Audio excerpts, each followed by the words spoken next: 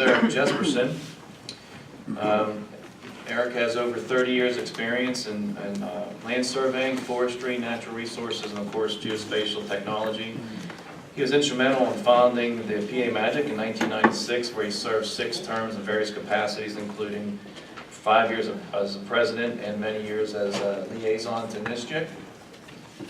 In 2005, Eric initiated the multi-agency effort for improving the FEMA map modernization program, as well as is active in that effort, success of the PA Association for Floodplain Managers. He's worked as a business developer and the field scout for PA Northern Tier Marcellus Shale Fields from 2008 to 2012. He authored the 2005 strategic plan for the Pennsylvania Geospatial Technologies Office and managed 2 countywide projects that research and inventory municipal and county boundaries in Pennsylvania. Eric is known for his ability to analyze and explain complex situations and markets and for his candor in public service.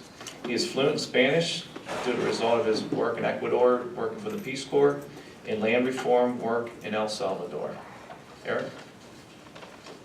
Make that sound pretty good when I write it.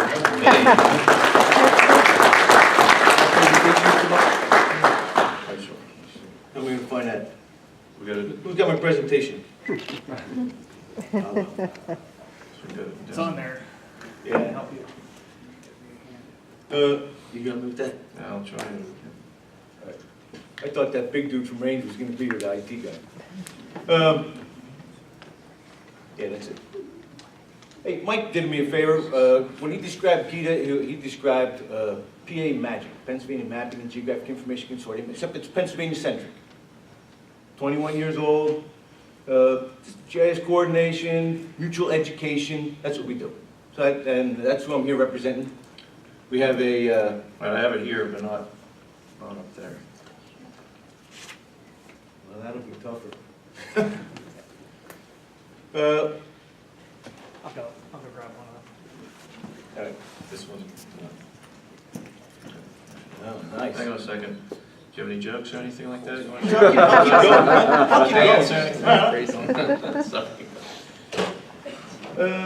yeah.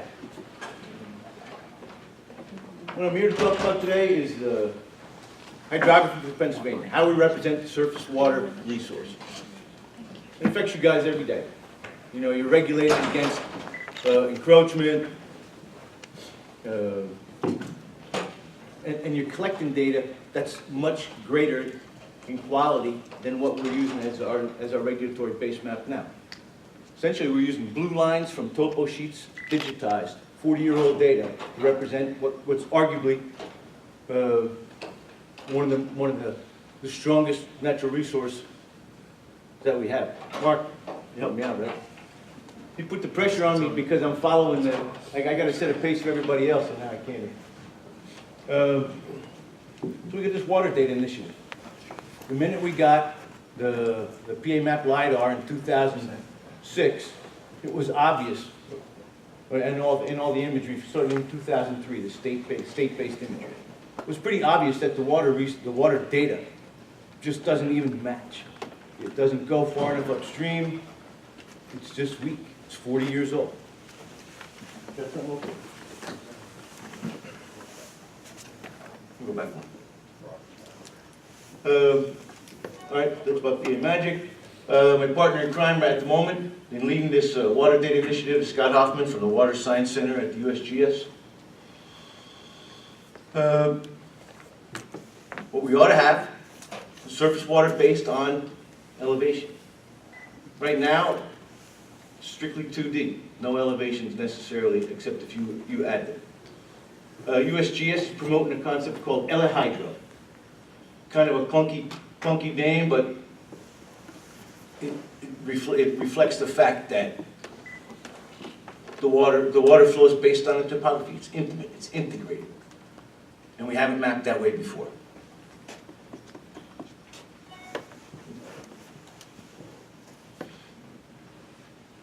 From 2006 to 8, the same data that you guys have been using to develop the natural gas resource, same thing that the DEP's been using to regulate, you know, the imagery and the LiDAR. That was all collected, and it was obvious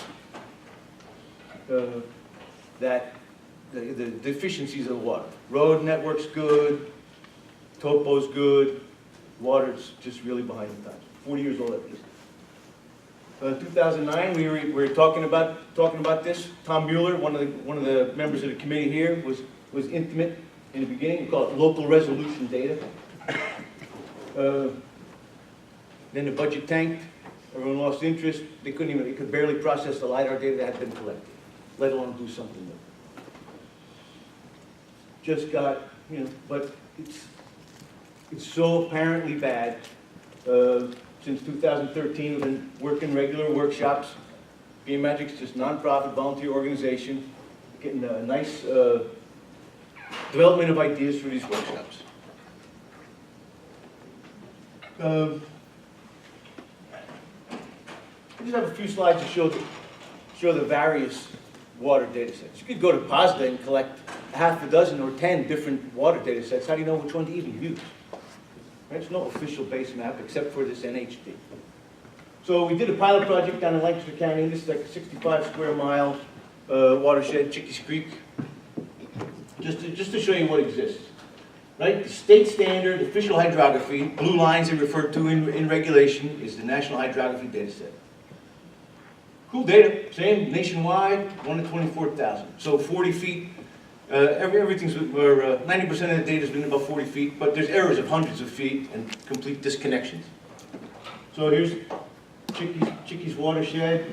The boundaries in the NHD were created completely independently from the hydrography, so from different data, even though they should be created together. Anyway, this is about what we got. That's the official. I just throw this slide in there. This came from the USGS. Right now we're at NHD plus high resolution. It's even an unfortunate name that R1 to 24,000 is high resolution. We call it local resolution, modernized hydrography. You can see it'll have an order of magnitude more features and be based on 1 meter vertical rather than 10 or 30 meter or 10 or 20 meter vertical now. It's long overdue. Bureau of Forestry has their own. They took PennDOT data. It's a statewide data set. They found when they were making if they have compartment boundaries that are based on hydrography, they couldn't even get a good acreage estimate for timber sales. It just didn't work. They just by heads up digitizing the modern imagery improved the data set. It didn't really increase the density, but you put this stuff on top of the imagery, it all fits. Counties. At least 40 counties have their own hydrography, mostly developed by photogrammetric means. Use them for emergency dispatch, assessment, placing parcels. Lancaster County, you can see the density. Theirs has been 20 years in development. But you can see it doesn't fit the watershed, right? There's the county line at the top. You guys have a pointer here, Mark? Yeah. Should have looked at this ahead of time. There you go. All right, county line. So it's a kind of a deficiency, but it's another data set that's pretty handy. Lancaster had some the PA map hydrography, and then they got some new hydrography that's 4 times as many points over the same area. What they call quality level 2. The PA map is quality level 3 across the state. Every 1.4 meters, starting to get some coverage every about 7 or 8 tenths of a meter, and a little bit better vertical tolerance in the open. Anyway, IUP, PA Magic, USGS funded a $30,000 grant. Pretty basic. I'll get over to this, but we used 6-acre catchments in some flow accumulation studies. It's the same place, whole watershed. You can see some of the watershed boundary data sets. Since they weren't created all together, it causes errors in the long run. Same for the watershed boundary data sets. You could go find a half a dozen different ones at POSDA. How do you pick? Nothing official. Don't just pick the most modern one, it's not necessarily better. I like this sequence of 3 slides. This is the county hydrography that they developed in '93 and then updated in 2000 and 2012, all photogrammetric, in which you can see difference in elevation on a point-to-point basis, but it's not elevation-based, not looking at drainage. And then here is based on a flow accumulation study, just where's the water going to go, where's the raindrop going to go when it falls on the ground. Take a look, that big hook there, that's a road. Look, it looked like a stream on the map, on the original imagery when they were extracting it. And the water would go from one end to the other. The elevation change, you know, from this end down to that one, it's true and real, but it's not a stream. This is where the stuff flows. And then additionally, you know, it's hard to know necessarily, you can't know remotely exactly where the stream starts. But you can extract, so I don't know, these aren't necessarily streams, but these are flow paths. This is where the water will go when it falls in the ground and feed these trips. And you probably don't want to put your well pad, you know, here if you can go over there on the same leasehold, right? Just this kind of consideration. You can get this stuff live yourself from this LiDAR data. Chesapeake Bay Conservancy took all that PA map LiDAR and some 2013 ag imagery data set and processed what they call 60-acre accumulations. They're doing this to see where riparian buffers are because that NHD doesn't even get near the stream channel. So how do you tell where the buffers are? So they did that. This was their iteration. They just did it on the fly, all automated processing. Which one's better? You know, watch it. This could be the official data set. It's got a couple of hydro concepts. This is happening across the country. USGS understands the limitations of the NHD model. They also know that they're the only ones providing statewide, regional level, national level, and regional level planning. Right? But I think this picture's pretty good, right? This is what we're used to with the old imagery. Now we just got so much more detail. The old data's not cut. I talked about flow accumulation. Here's the GIS conference, right? I'm not necessarily a GIS guy. I'm more interested in policy and natural resources in the biggest sense. But these are there's tools, open source and ESRI, ArcHydro tools, allow you to just accumulate flow, right? If the raindrop falls here, it's going to go there. If it's not clear that it's going to go there, it's about the same elevation, then goes and looks a little farther out, just makes a larger accumulation over time. And you get directionality and you get total accumulation. And just based on the total. We talked about a 6-acre accumulation. What that is, you take originally, you don't calculate a channel until you get a certain minimum, in this case, 6 acres. And so you take the pour point of 6 acres of accumulation, and that's where the channel starts. Okay, so that's what this is. This is a 9 square mile watershed. We did a number of iterations in here. So again, 25,000 grid cells, 1.4 meter grid cells accumulate to start that channel. Here's 15 acres, same thing, just farther downstream. That's 15-acre accumulation. We like 6-acre accumulation. Depends on the terrain. It's not quite settled science. 60 acres is, you'll definitely get into a channel. Here's a couple different LiDARs. You know, the 2008 and the 2014. Upstream, they change a little bit, you know, but they generally end up the same place. You know, that light green one there, that's the PA, that's the PA map LiDAR. You know, they end up going back to the same place, but you get anomalies. So that what this tells you, when you get those deviations, is it's just a flat valley bottom. But that's all just automated processing. Here's one, I like this one. This was 4 different DEMs, 2 LiDARs, 2 DEMs each. So this, big development down in Lancaster County, this is where the water's going, upstream to down. And it's just a little wetland. It's where the stormwater all accumulates, and it was too wet to develop, right? Protect it, right? Stuff's, this, one model accumulates and sends it over there, but they're all in the same place. It's where the water's going. It's the logic of this Ella hydro concept.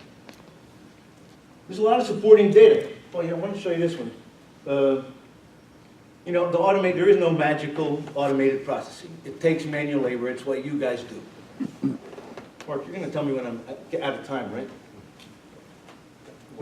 Yeah, 5 minutes. 5 minutes? I lost 5, at least. All right. This is interesting. Shows where the stream, the automated processing doesn't recognize that there's a culvert there. Right? Once you burn a culvert in, the water will behave.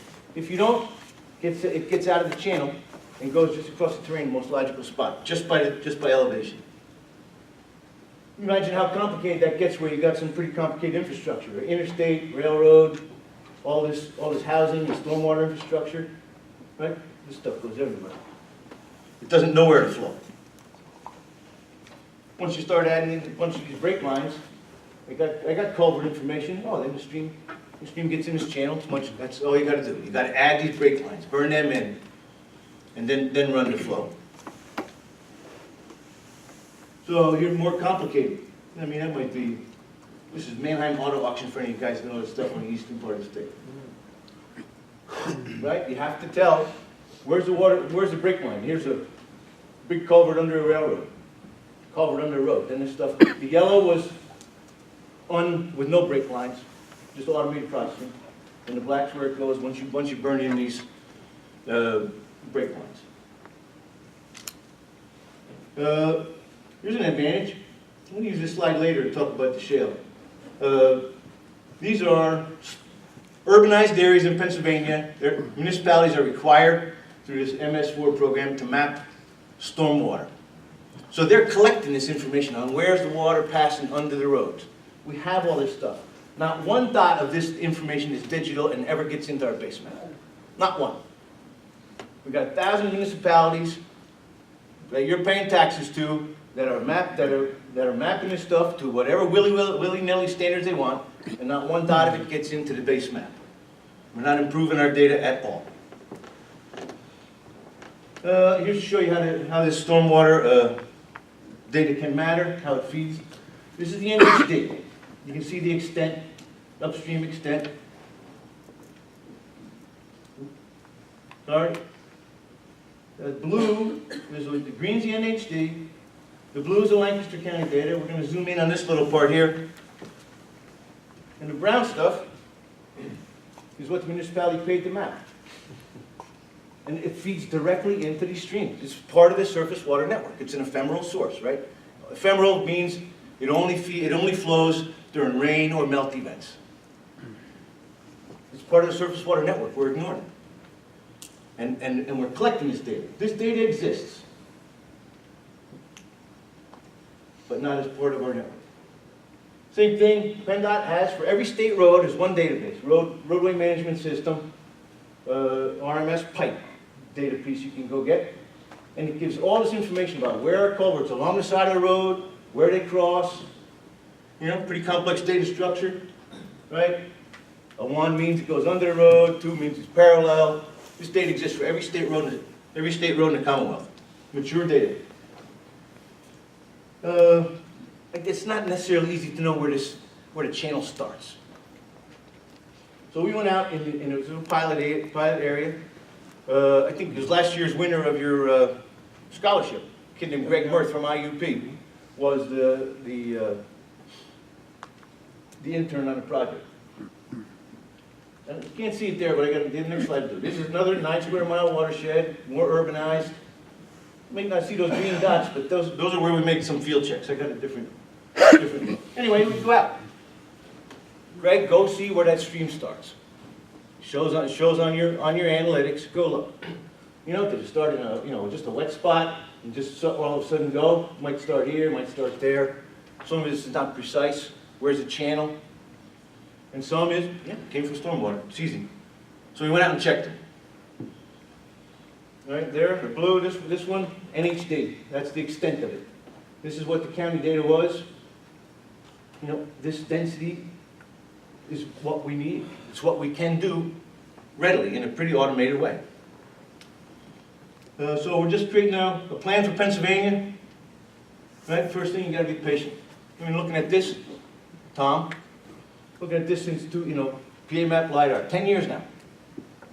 Promoting the concepts. Got tired of waiting and no one cared.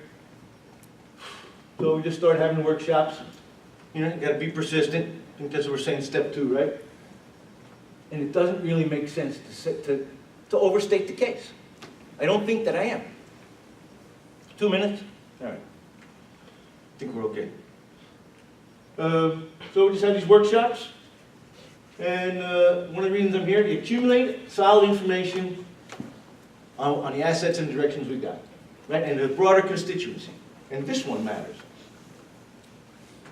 Right, so here's the basic, let me just go through the basic production, right? You create these break lines from local data wherever you can get it, that roadway management system, the stormwater. You process it, a couple iterations to make sure that it worked. You QC it on the imagery. Use whatever data you can get your hands on. You go out and make some field checks. I got some asterisks there. Those are places where you guys are already doing a lot of this stuff in your areas where you're working. We might not even use this in HD. We'll probably end up with just a network that's just the bare bones, stem and branch, right? And everybody connects to that. Just the geometry that can be maintained. This is what you guys are doing, right? You're way up in the headwaters. You're validating where's the surface water, where are all the wetlands, post-construction stormwater management. It's all digital data. You turn it into paper to turn it into DEP. It's not getting into the database. You're getting crossings for pipelines, impacts. The Corps is actually coming out and validating the jurisdictional wetlands that you're touching, and we're still using the NWI National Wetland Inventory. Groundwater, the geology that's being collected in support of the shale development, it's unbelievable. And start to be able to link groundwater with surface water. It's the water resource that we got. I guess I didn't think of it early enough, but you know, all the areas where we don't have this urbanization, this is where the shale is, right? Up here at the moment and down here, but this all has opportunity for additional data that you guys are collecting to inform our base map. I don't know, digital permitting. Maybe we can get the permits to go faster down in the southwest region by giving an advantage to those who put in digital data, right? That's already in a reasonable format. I don't know. Mark and I talked about it a couple of years ago too, looking at, you already got the wetlands in a digital form, hidden in your databases, and the DEP doesn't even know it's there. Right? We just started a LiDAR working group to make sure that we can get LiDAR statewide. Feds are the only ones that have any money at the moment to put in. That's not necessarily true. And I thought Joe Franz said something this morning. He said, you know, we'll talk about big data. And this group, as this industry as a whole, is pretty innovative in how they use GIS and their information management. I do also admit, and it's a problem. I think I'd like to talk to those. I'm here for the 2 days. Talk to those here. You know, some attitudes are not going to change. And you can say, yeah, we're for the environment. And you are, and they're going to say, evil dogs. We're not touching your money or your ideas or your data. So how do we combat that? Because this stuff does make sense. All right. So it's just an ignored opportunity. It's an opportunity that we're missing. It's got plenty of data to inform better hydrography for the state. It's one of the strongest resources we got. There I am. I'm here for 2 days. Okay. I keep almost back on track. Okay, Q&A.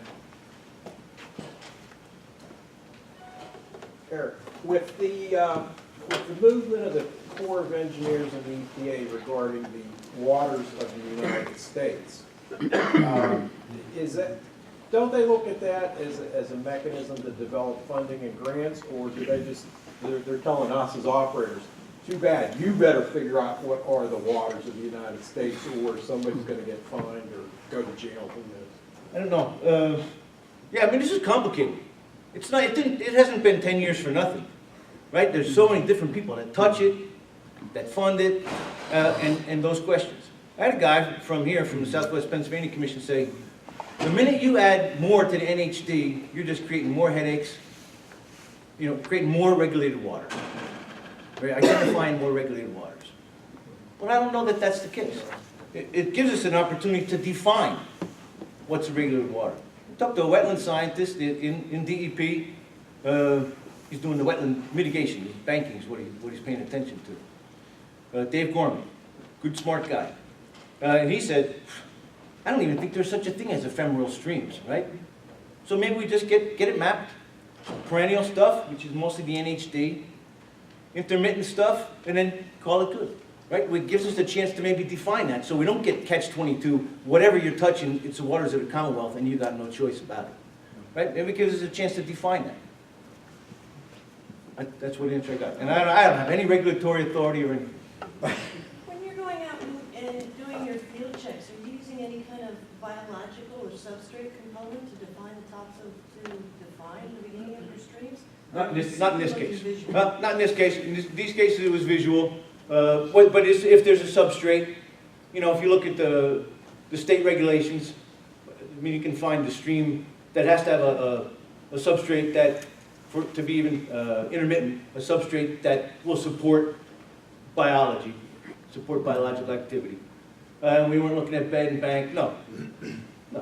We're just doing this for free. But we shouldn't be. Right? It should be. I started saying 4 years ago, it's $50 million to get this. I'm not sure that that's much money in relation to the value of the resource. I don't know. You can put a dollar value on it, but you ought to on what, because you can't do any cost-benefit analysis, right? On $1 trillion, $20 trillion asset, the water resource in Pennsylvania. I don't know. Can't frack wells without lots of water, and we got lots of it. So no, these are all things that have to be defined. You know, the field, the channel heads, wouldn't be that hard to come up with it. Depends even where you go. In chapter 87, mining stuff, and chapter, you know, they all chapter 103. They all define. They don't all define intermittent, ephemeral, perennial the same. Some don't even include wetlands. You know, it's a time to look at it. The regulations have developed since the 1960s, and we just kind of proliferated the way we regulate. And I think maybe that's even the problem, and that's why no one's paying attention to how to map this better, because there's too many people with a hand in the pie that don't really understand it. We overcomplicated the regulations, but no, we don't have. I sent an intern out and said, go figure out where that stream starts. That was the methodology we used at that time. But we could do it. And we need people. But you make a good point. There's all the different regulations. So a visual check is not necessarily the beginning of the stream, depending on which regulation you're using. So there are other components to it. Oh, lots. Oh, lots. It's terribly complex. But it seems like the resource is worth defining a little bit better. Right? It's just another network. It's like the pipeline network, the road network. These are the economic lifeblood of the Commonwealth. Okay. Thank you very much.